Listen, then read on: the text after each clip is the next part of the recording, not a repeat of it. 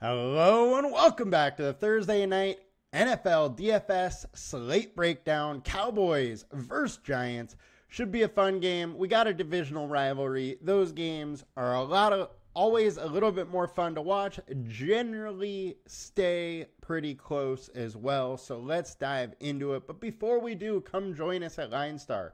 There are some cheap ways to try us out for free. You can get a free 7-day trial through the app stores, Android or iOS app store. Just search LineStar app, LineStar DFS. We will pop up. Now, let's go. Let's get into this slate. Today, we're going to go over position by position, and then we're also going to use our team defense tool, which now is collecting enough data to start using. So, starting it out, we got Dak Prescott versus Daniel Jones.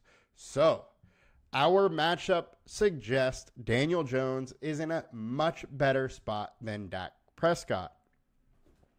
Essentially, it's about a 5-point difference going to Jones's favor. Now, Prescott is obviously the much better quarterback and has a way higher ceiling. So, while he is in a worse matchup, I would still say he probably scores more fantasy points than Daniel Jones. However, 13K versus 16 is a big difference. And on DraftKings, it is only 1K difference. And I think with only a 1K difference, Dak very much so has the edge in that contest. Now, heading to running back, we got Devin Singletary as the highest owned running back, as he should be.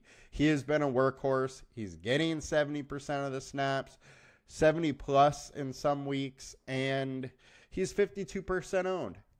This also happens to be an absolutely amazing matchup for Singletary. Dallas is last in the league. It is the best matchup in the league for running back, which Devin, why do I want to call him Daniel? Probably because Daniel Jones. Devin Singletary has.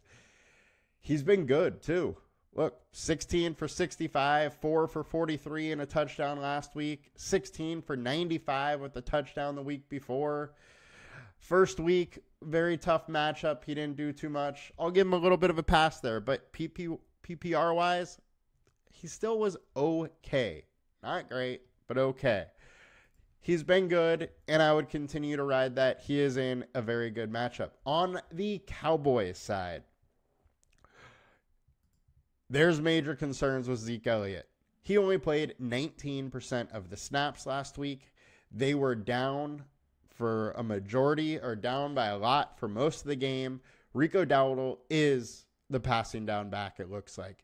It is his work on third downs. It's his job on if they're behind.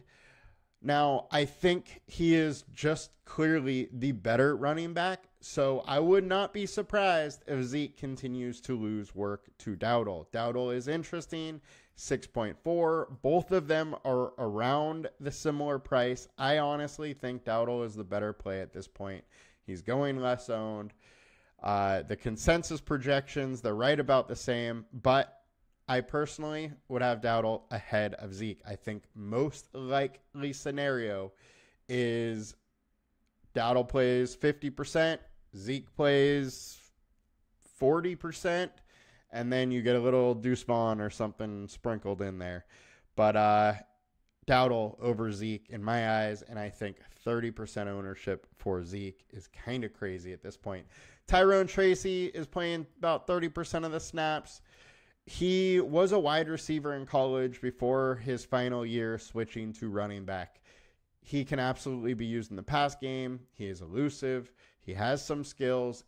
If he's able to break one, there is potential for him to be in the optimal lineup, but he's going to either have to get a touchdown or have a Devin Singletary injury.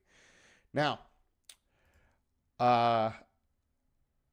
let's get over to wide receiver. So, CeeDee Lamb is in a very good spot.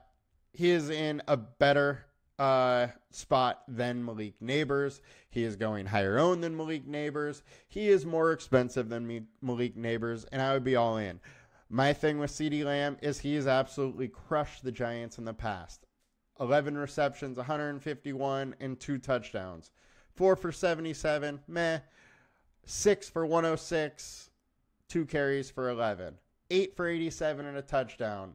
Multiple games with big yardage totals. Touchdowns are here and there, but I think this is once again a game that sets up very well for CeeDee Lamb. Another thing is the Giants secondary is hurt. They have 2 cornerbacks out. There is a very strong likelihood that they're going to roll a ton of coverage to CeeDee Lamb because of their better corners being out for this game.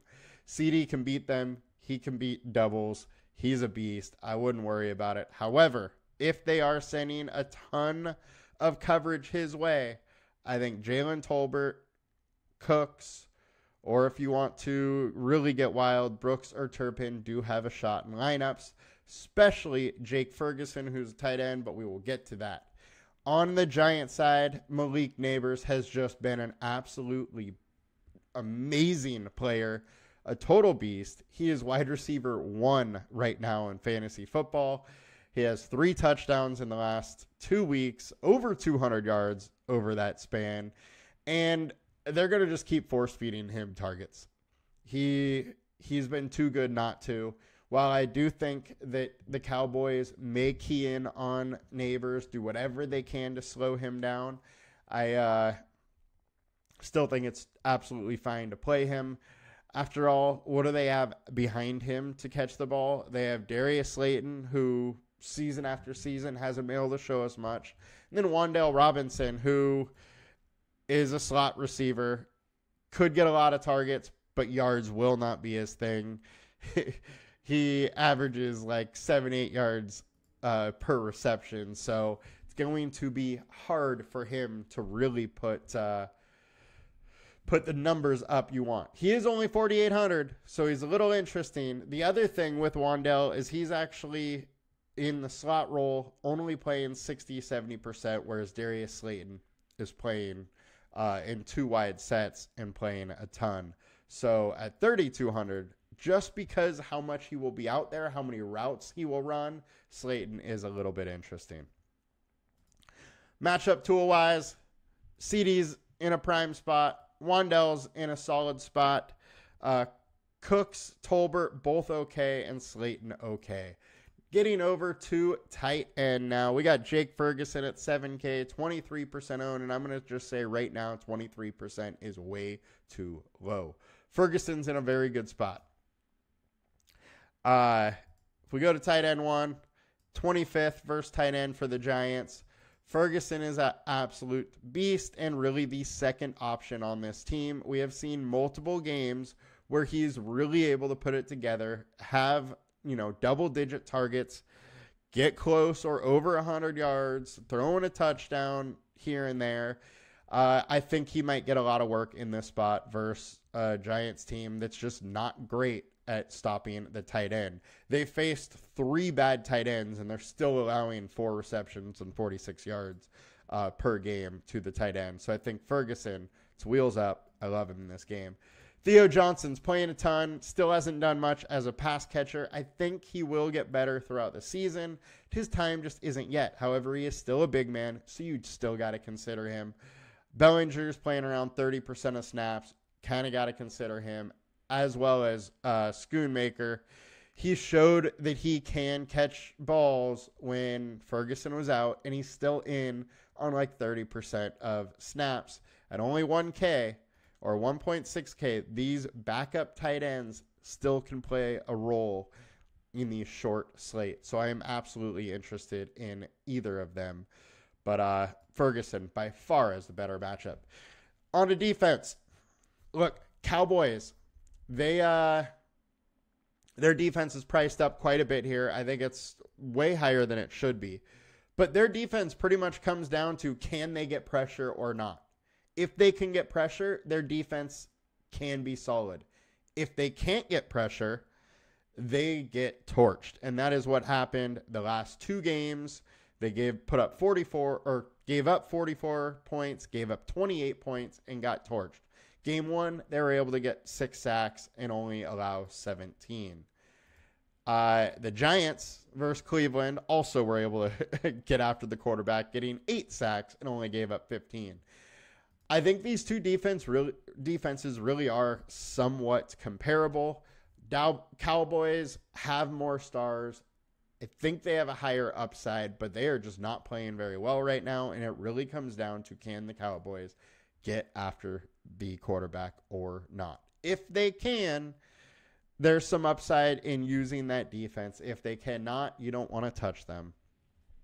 Giants, being much lower priced, to me, are a little bit interesting, and I wouldn't mind having a little bit of both of them, but I'm not going to go overboard on either defense. And then you go into kicker. Brandon Aubrey has been insane. 21, 17, and 11 in his 3 games. Can he keep this up?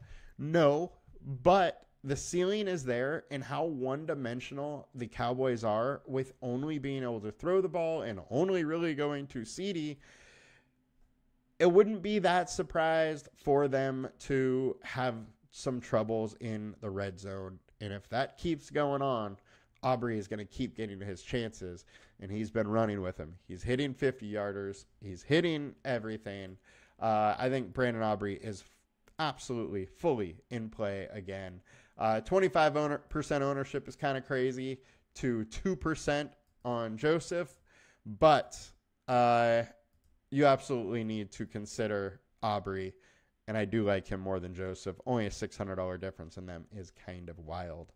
So, checking out FanDuel score prices, just make sure nothing is too much different outside of that quarterback spot.